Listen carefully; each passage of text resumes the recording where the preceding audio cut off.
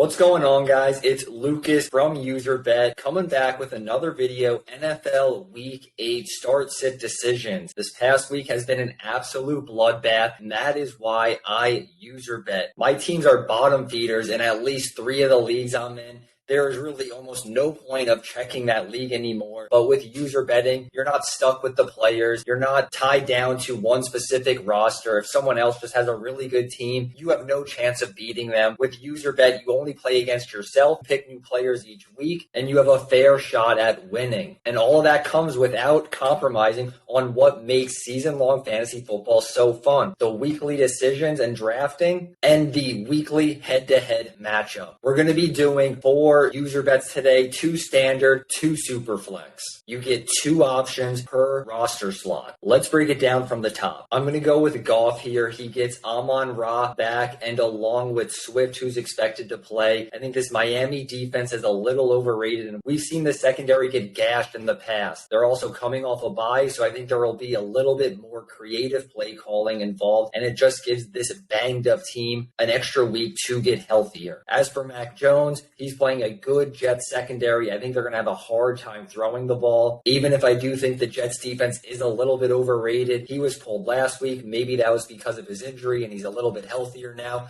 but I think Goff's a better matchup with this one. Najee versus Algier. I can't even believe this is a matchup. Najee Harris is getting matched up with a no-name in Atlanta. I have to go with Najee. I know he hasn't been performing this year, but the upside is still there. Much more likely to score a touchdown. He still gets some receptions, and I know this Philly defense is good, and I do think they keep it closer than people are expecting. As for Algier, I just think he's really hit or miss, and Najee is just more consistent. So let's roll with Najee. 2 players I like a lot, Raheem Mostert and Kenneth Walker. I'm definitely going with Kenneth Walker. Just watching him on the field, he runs like an absolute beast. We know Seattle likes running the ball, and I think this Giants defense, especially their run defense, is a little bit overrated. I expect Ken Walker to get going. Seattle's going to build a lead, and they're just going to feed him. Mostert's a good matchup too. I just think Walker's a better talent, and on a team where he's going to be the main option, especially with DK Metcalf banged up. Mostert is competing for touches with Tyreek Hill and Waddle, so I think his upside is just a little bit more limited. Let's go with Walker. DJ Moore, DeAndre Hopkins. I know Moore just had his breakout last week. Maybe there's something kindling between him and PJ Walker that will carry over into this week against a very bad Atlanta secondary, but I think that's very hard to roll with over DeAndre Hopkins. He's one of the best receivers in the league. He is a top 5 or 6 receiver in fantasy. If he didn't have that suspension, we saw the chemistry between him and Kyler immediately stepping onto the field last week. Have to go with Hopkins. Who knows what's going to happen with this Panthers offense? Even with that resurgence last week, I don't know if that's sustainable. I think Hopkins provides a higher floor than Moore, who we've seen put up 2 or 3 points in a given week before. With Hopkins, he's going to get the targets. Marquise Brown is out, so I think he's going to do well,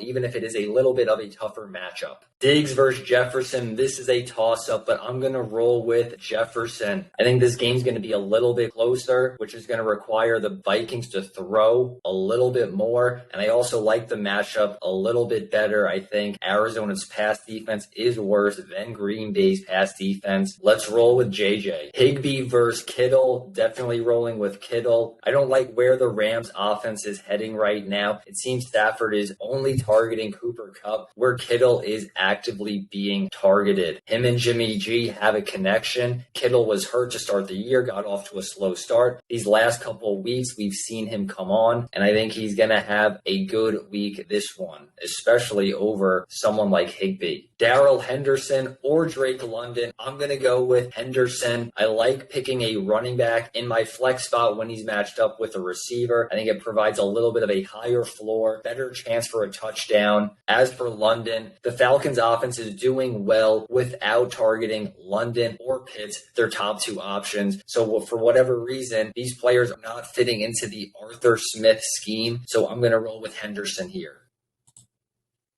Standard game number 2. Let's break it down from the top. Cousins versus Dak. I'm going to roll with Cousins. I just think he has better options, has a better matchup. As for Dak, he's 2 weeks removed from the injury, so I do expect him to be better than he was last week. But there's something with this Dallas offense that just makes me a little bit uncomfortable. I think Cousins provides a higher floor, and we've seen with Kevin O'Connell coming in, they've been airing it out a ton. So I'm going to confidently pick Cousins here over Prescott. Mostert versus Walker. We covered this one in the last game. I'm rolling with Walker. He looks like a beast out there. You can just see it. He passes the eye test. Mixon versus Barkley. This might surprise some people, but I'm rolling with Mixon with Jamar Chase out and this horrid Cleveland Browns rush defense. I think he has a huge game. I know Barkley is everybody's fantasy darling, but I think they get behind in this one. Danny Dimes is going to have to air it out a little bit more, and I know there's not much else outside of Barkley on this offense, but I think this is where the Giants' winning streak comes to an end, and I think they're going to be behind in this game and have to air it out a little bit more. Let's roll with Mixon against the worst rush defense in the league. Lamb versus Hopkins. We picked Hopkins in the last one, and I'm going to roll with him again. I'm not the biggest CeeDee Lamb believer, and I think Chicago's secondary is a little bit underrated. So I think Lamb might struggle to get going, and I just think Hopkins' chemistry with Kyler Murray is unmatched. We saw it immediately last week. I think Hopkins is a very good pick here over Lamb.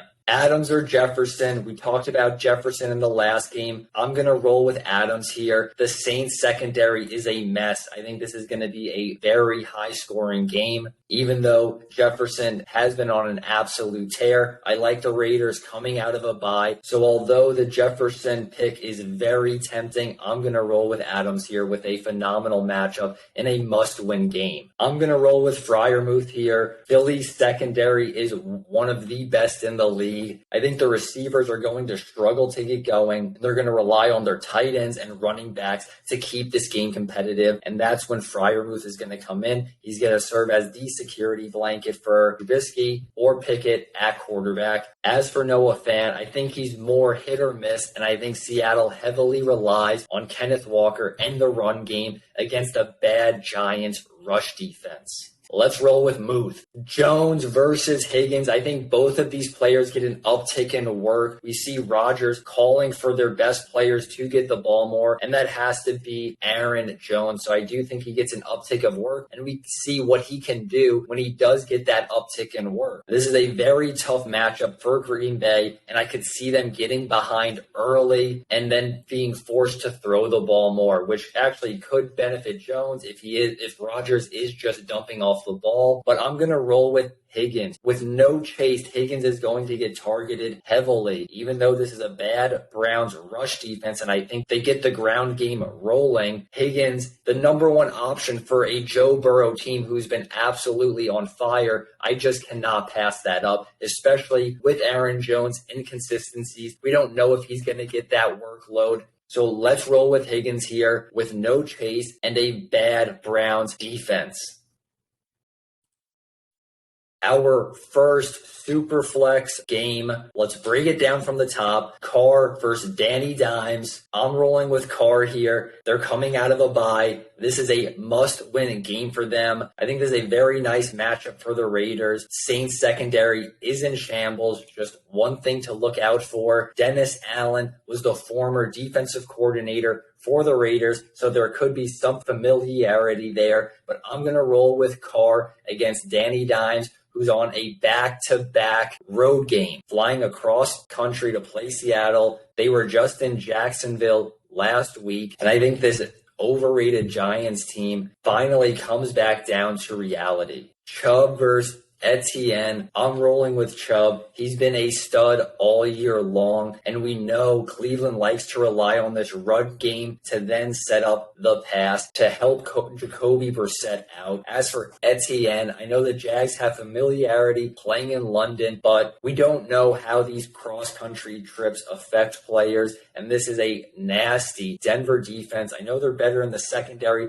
Then against the run, as for Etienne, J-Rob shipped out of town. That's why we've seen this projection for Etienne jump up, but I'm still a little hesitant about this Jacksonville offense. They had to get a couple of bad penalty calls in their favor to even stay in the game last week. Lawrence likes to target his receivers, and this is a very good Denver defense. I know they're not as good against the run as they are against the pass, but this is still a nasty defense, and I just think this offense has a hard time getting going. They're going to be riding the struggle bus all day long, and I just don't want a player on that offense right now, especially when you're giving me a player like Nick Chubb. So let's roll with Chubb. Kamara versus Jacobs. Two players who have really come on as of late. I'm going to roll with Kamara. I think he just provides a little bit higher of a floor. He gets the receptions. Andy Dalton is still starting at quarterback. He loves the dump off. Josh Jacobs, I don't know how long he can sustain this type of play, but he's been absolutely on fire. It's hard to go against the hot hand, but I think it's more likely that he regresses back to his normal averages and Kamara maintains what he's doing right now. So let's roll with Kamara. Hopkins versus Lamb. We discussed this one in the previous video. I'm rolling with Hopkins. Higgins versus the Sun God. I'm going to roll with Higgins here. I spoke about him in the last video. I just don't trust the Lions offense right now. I think it's very shaky. They're banged up. Even though they just had their bye, they're still going to be missing some key pieces, and they finally get Swift back. He's expected to play, so I could see them relying on the ground game a little bit more. So let's roll with Higgins, the number one option for a scorching hot Joe Burrow. Fant or Freiermuth. Discussed this one before. Rolling with Muth. Taylor versus Lockett. This is an interesting one. If this was shown to me in the beginning of the year, you would have lost your mind. Taylor is not the easy choice that you think, especially with DK Metcalf out. I think the Seattle team gets rolling against the Giants, and Lockett's been on a tear recently. But I'm going to have to roll with Taylor. I just think he's the safer option, especially with Ellinger now starting. They're not going to make him throw the ball 30-plus times a game like Matt Ryan. So let's roll with Taylor against a bad Washington defense. A.J. Brown, one of the best receivers, versus Mariota. This is an interesting one. It's the superflex, so it's a wide receiver versus a quarterback. I'm going to roll with Mariota. The quarterbacks just provide such a higher floor. And I think the Eagles do like to run it first. And then Devonta Smith has been demanding targets. So with Brown, I think his upside is a little bit limited. And I think Mariota has a higher floor because of the rushing and just because he's a quarterback. Let's roll with Mariota with a favorable matchup against a bad Panthers defense. For our second Superflex game, let's break it down from the top. Burrow versus Tua tag, and this might surprise some people, but I'm rolling with Tua here. He's playing against a horrible Detroit defense, and although they are off a bye, they are getting healthier, and they do get some weapons back. I think the weapons actually help Tua because I think it's going to be a higher scoring game, forcing him to throw more. As for Burrow, he just lost Chase, and he's playing the Browns, who have one of the worst, if not the worst, rush defense in the league. I think they rely a little bit more on Mixon, and people forget because Tua's been hurt how good he was to start the year. I'm rolling with Tua here against a horrible Detroit team. For our first running back, Mixon versus JT, I'm rolling with Mixon, playing against the worst rush defense in the league. As for Taylor, I do think he gets more carries with Ellinger in there, but I just don't trust the Colts offense right now, and I think this matchup against the Browns is too hard to pass up. Kamara versus Dameon Pierce. I'm rolling with Kamara here. He's more of the known commodity. He gets more receptions. I think he has a higher floor against a bad Raiders defense. As for Pierce, I like him a lot, but the Houston offense is still one of the worst in the league. You never know what's going to happen on any given week. Do they play well or do they come to a screeching halt? So I think Kamara just has higher TD upside, higher overall upside, and I think he has a higher floor based on the receptions. Let's roll with Kamara. Bobby Trees versus Deontay. I'm rolling with Robbie Woods. I think the Pittsburgh receivers have a difficult time getting going against the second best pass defense in the Eagles. They've got Slay and Bradbury, two outstanding corners. As for Woods, he hasn't been doing much, but I think against a bad Houston team, we could see him getting going. Let's roll with Woods. For our second wide receiver spot, London versus Wilson. I'm going to roll with London here with a very favorable matchup against the Panthers. I don't trust Zach Wilson getting Garrett Wilson the ball right now, and I think Belichick always plays up in schemes well against the New York Jets, so I think this is going to be a very tough matchup for the Jets to get anything going on offense. The loss of Breece Hall could free up more targets for Wilson, or it could just make the Jets more predictable and one-dimensional. Let's roll with London here with a very good matchup against the Panthers. Higbee versus Hawkinson, our tight end selection. Hawkinson's an easy one. Goff loves looking his direction. He's been doing very well lately. I don't trust the Rams offense that much right now. Let's roll with Hawkinson. For our first flex spot, Pollard versus CMC. Zeke is out this week. That's why we've seen the spike in Pollard's projection. So this matchup might seem a little crazy, but it's not as crazy as it looks. I'm actually rolling with Pollard. CMC's only 1.5 weeks into learning the San Fran offense. Who knows how many touches he gets. This is a very important divisional game between these two teams. There's a lot of familiarity, so I think it's going to be a low-scoring game. As for Pollard, he's going up against one of the worst rush defenses in the league. That is the Chicago Bears. I think he gets going. Let's roll with Pollard with a very favorable matchup this week. For our super flex, we have Pittman Jr. versus Zach Wilson. So another wide receiver, first quarterback. And I told you guys how I like taking the QBs here. This one, I am leaning towards Pittman, even though Ellinger is out and I think they try to run the ball a little bit more. I just don't trust Zach Wilson at all, especially against a Belichick defense. And now you take away Breece Hall, who makes them multidimensional, and you take away their best offensive lineman in AVT. Let's roll with Pittman. I don't think this is a huge advantage between the two, but I do think he is safer and has more upside, even though Wilson is a QB. And there you have it, NFL Week 8 user bets. If your fantasy team is struggling, if you have a ton of injuries, the season isn't lost, you don't have to stop playing fantasy. User bet allows you to have that same head-to-head matchup, a fair one every single week without being tied down to your roster. Let me know in the comments who you guys would have picked. Check us out in the App Store and stay tuned for the video next week. And as always, best of luck with your wagers.